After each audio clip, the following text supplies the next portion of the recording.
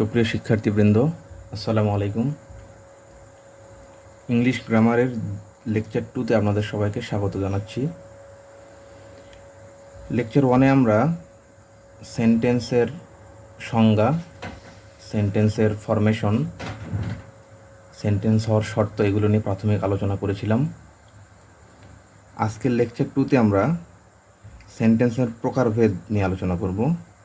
সেন্টেন্সের বিভিন্ন প্রকারভেদগুলো আমরা দেখব উদাহরণ সহ।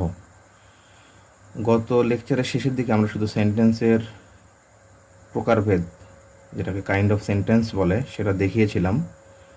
আপনারা দেখতে পাচ্ছেন সেন্টেন্সকে 5 ভাগে ভাগ করা যায় ভাব প্রকাশের দিক থেকে: অ্যাসার্টিভ সেন্টেন্স বা বর্ণনামূলক বাক্য, ইন্টারোগেটিভ সেন্টেন্স বা প্রশ্নবোধক বাক্য, ইম্পেরেটিভ সেন্টেন্স বা আদেশমূলক বাক্য, অপটেটিভ সেন্টেন্স বা প্রার্থনামূলক বাক্য, এক্সক্লামেটরি সেন্টেন্স বা বিস্ময়সূচক বাক্য। এটা আমরা গত লেকচার এ পর্যন্ত আমরা দেখিয়েছিলাম। আজকের লেকচার 2 শুরু করব এবং আমরা এই প্রত্যেকটা প্রকারভেদ উদাহরণসহ দেখব এবং বোঝার চেষ্টা করব, এবং এর পরবর্তীতে আমরা সেন্টেন্সের আরও কিছু প্রকারভেদ দেখব, এবং আমরা আজকে আমাদের লেকচারটা যতদূর সম্ভব সেন্টেন্সের এই অংশটা শেষ করার চেষ্টা করব। তাহলে চলুন আমরা শুরু করি। সেন্টেন্সের প্রকারভেদ, প্রথমেই অ্যাসার্টিভ সেন্টেন্স। অ্যাসার্টিভ সেন্টেন্সটা কি আমরা একটু দেখার চেষ্টা করি।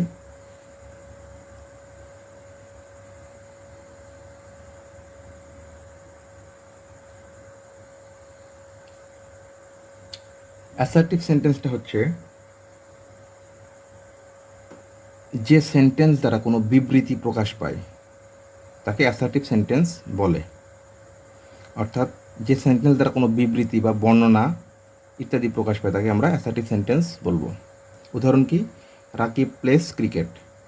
রাকিব ক্রিকেট খেলে, এটা দিয়ে কি একটা বর্ণনা বা একটা বিবৃতি প্রকাশ পাচ্ছে। একইভাবে the students attend the class. ছাত্ররা ক্লাসে উপস্থিত আছে বা উপস্থিত রয়েছে। তাহলে এটা দ্বারা কি একটা বিবৃতি বা বর্ণনা প্রকাশ পাচ্ছে। তাহলে অ্যাসার্টিভ সেন্টেন্স দ্বারা আমরা বুঝবো কোনো একটা বিবৃতি বা বর্ণনা বা কোনো একটা তথ্য উপস্থাপন করবে সোজাসুজিভাবে, সেটা অ্যাসার্টিভ সেন্টেন্স। এখন অ্যাসার্টিভ সেন্টেন্সকে আবার দুভাগে ভাগ করা যায়। আমরা দেখব অ্যাফার্মেটিভ সেন্টেন্স এবং নেগেটিভ সেন্টেন্স।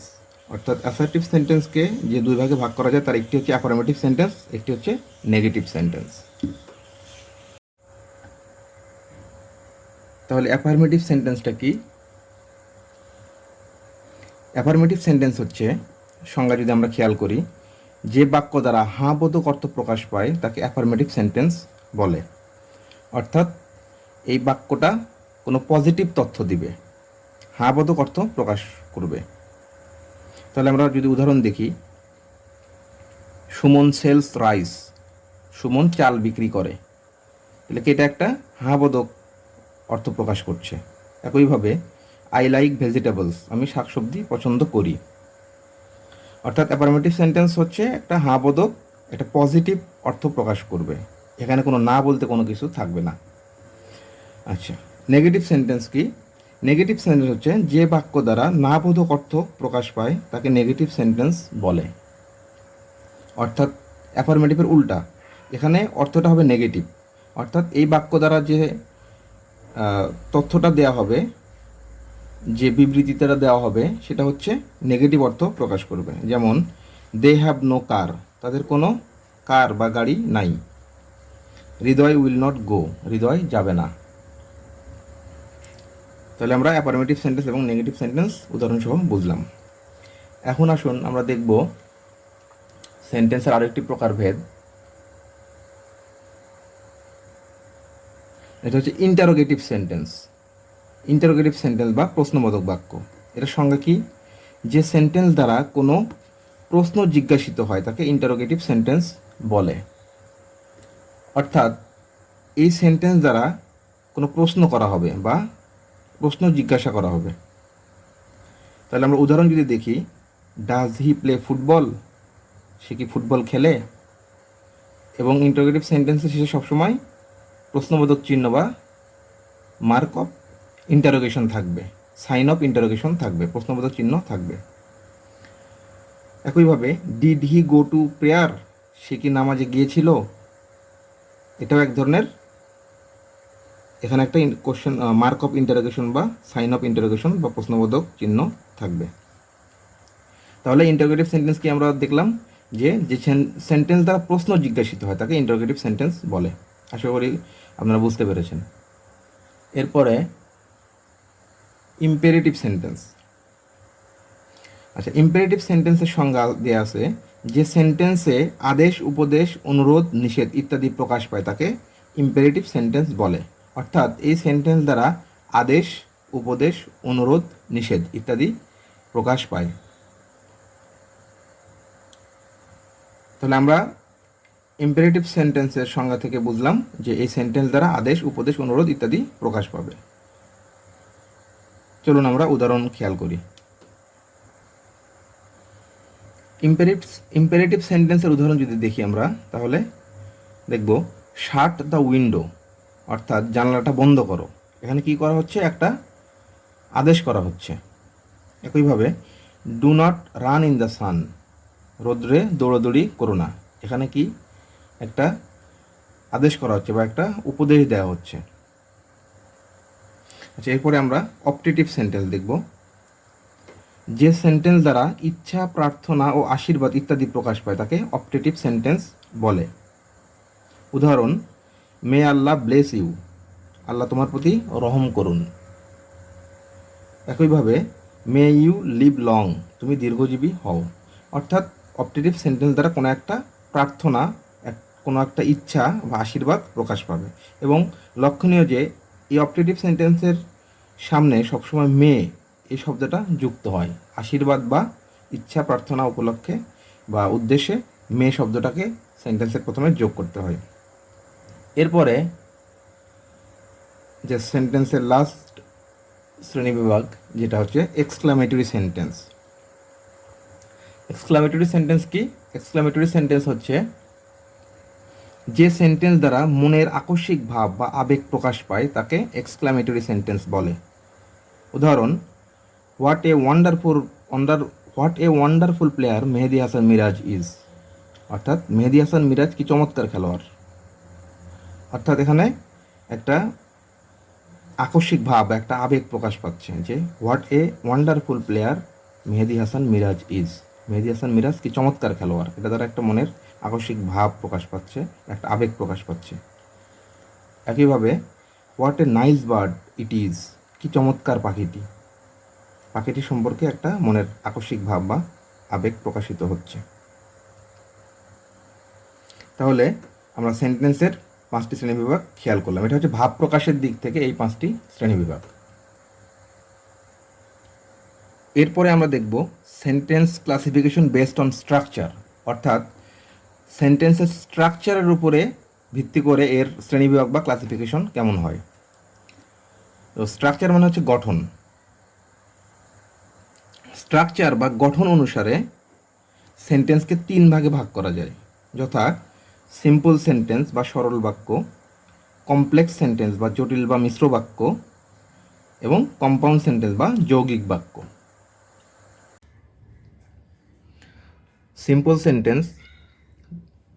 সেন্টেন্স হচ্ছে যে সেন্টেন্সের একটিমাত্র ক্লজ থাকে তাকে সিম্পল সেন্টেন্স বলে। ক্লজ কি? ক্লজ হচ্ছে যার একটি সাবজেক্ট ও একটি ফাইনাইট ভার্ব থাকে তাকে ক্লজ বলে। ক্লজেস চ্যাপ্টারে গিয়ে আমরা ক্লজ কি, ক্লজ কীভাবে গঠিত হয় এবং আরও বিস্তারিত জানার চেষ্টা করব। এখানে শুধু আমরা জেনে রাখি এটুকু যে সেন্টেন্সের একটিমাত্র ক্লজ থাকে তাকে সিম্পল সেন্টেন্স বলে। উদাহরণ যদি লক্ষ্য করি তাহলে আমরা দেখব, রিয়াজ ইজ আ ম্যারিটোরিয়াস বয়, রিয়াজ একজন মেধাবী ছেলে। এখানে রিয়াজ হচ্ছে সাবজেক্ট, ইজ হচ্ছে ভার্ব, এবং আ ম্যারিটোরিয়াস বয় এটুকু অংশ সাবজেক্ট এবং ভার্বের সাথে যুক্ত হয়ে একটি সিম্পল সেন্টেন্স গঠন করেছে। তাহলে একটি সিম্পল সেন্টেন্সের কি থাকবে? একটি সাবজেক্ট ও একটি ফাইনাইট ভার্ব থাকবে। কমপ্লেক্স সেন্টেন্স, যে সেন্টেন্সে 2 বা ততোধিক ক্লজ কানেকটিভ ওয়ার্ড দ্বারা যুক্ত থাকে তাকে কমপ্লেক্স সেন্টেন্স বলে। এখানে বলা হয়েছে 2 বা ততোধিক ক্লজ। তাহলে এই 2 বা ততোধিক ক্লজ কি? এখানে যে 2 বা ততোধিক ক্লজ থাকার কথা বলা হয়েছে তার মধ্যে একটি হবে ইন্ডিপেন্ডেন্ট বা প্রিন্সিপাল ক্লজ এবং অন্তত একটি হবে ডিপেন্ডেন্ট বা সাবঅর্ডিনেট ক্লজ।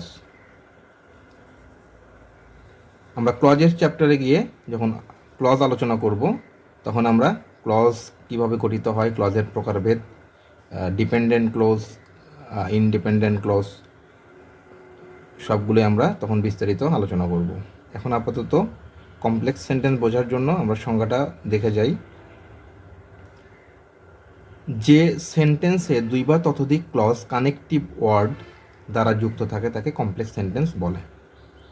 তাহলে এখানে 2 বা ততোধিক ক্লজ, এখানে একটি ইন্ডিপেন্ডেন্ট বা প্রিন্সিপাল ক্লজ থাকবে এবং অন্তত একটি ডিপেন্ডেন্ট বা সাবঅর্ডিনেট ক্লজ থাকবে। এবং কানেকটিভ ওয়ার্ড বলতে এখানে বোঝানো হয়েছে সাবঅর্ডিনেট কনজাংশন, যেমন হু, হুইচ, হোয়াট, দ্যাট ইত্যাদি। তাহলে আমরা উদাহরণ খেয়াল করি। Riaz is a boy who is meritorious. এখানে হুটা হচ্ছে একটা সাবঅর্ডিনেট কনজাংশন। এখানে হু, রিয়াজ ইজ এ বয় এবং ইজ মেরিটোরিয়াস এই দুটাকে এখানে কানেক্ট করেছে।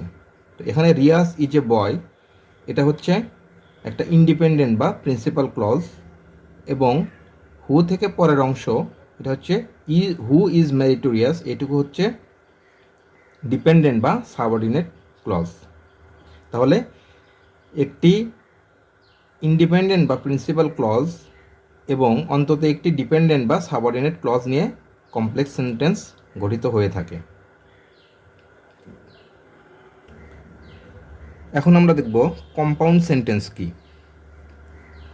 যে সেন্টেন্সে 2 বা ততোধিক ক্লজ কানেকটিভ ওয়ার্ড দ্বারা যুক্ত থাকে তাকে কম্পাউন্ড সেন্টেন্স বলে। তাহলে এখানে আমরা দেখতে পাচ্ছি যে কানেকটিভ ওয়ার্ড বলতে এখানে কোঅর্ডিনেট কনজাংশনকে বোঝানো হয়েছে, যেগুলো কয়েকটা কোঅর্ডিনেট কনজাংশন হচ্ছে অ্যান্ড, বাট, ওর ইত্যাদি। এবং এখানে যে বলা হয়েছে 2 বা ততোধিক ক্লজ, এখানে 2 বা ততোধিক ক্লজ হবে প্রিন্সিপাল ক্লজ বা ইন্ডিপেন্ডেন্ট ক্লজ, অর্থাৎ দুইটা প্রিন্সিপাল বা ইন্ডিপেন্ডেন্ট ক্লজকে এখানে কানেকটিভ ওয়ার্ড দ্বারা যুক্ত করা হবে। এই উদাহরণে আমরা দেখতে পাচ্ছি Riaz is a boy and he is meritorious.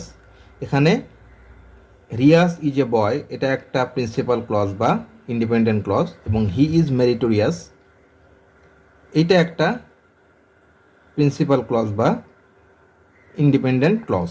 অর্থাৎ রিয়াজ ইজ এ বয় এটা একটা স্বাধীন বাক্য এবং ইজ মেরিটোরিয়াস এটাও একটা স্বাধীন বাক্য। এই দুইটা স্বাধীন বাক্যকে অ্যান্ড নামক কানেকটিভ ওয়ার্ড, যেটাকে আমরা কোঅর্ডিনেট কনজাংশন বলছি, এটা দ্বারা যুক্ত করা হয়েছে। তাহলে আমরা দেখছি যে কম্পাউন্ড সেন্টেন্স গঠন করতে গেলে কোঅর্ডিনেট কনজাংশন দ্বারা দুইটা ইন্ডিপেন্ডেন্ট বা প্রিন্সিপাল ক্লজকে যুক্ত করতে হয়।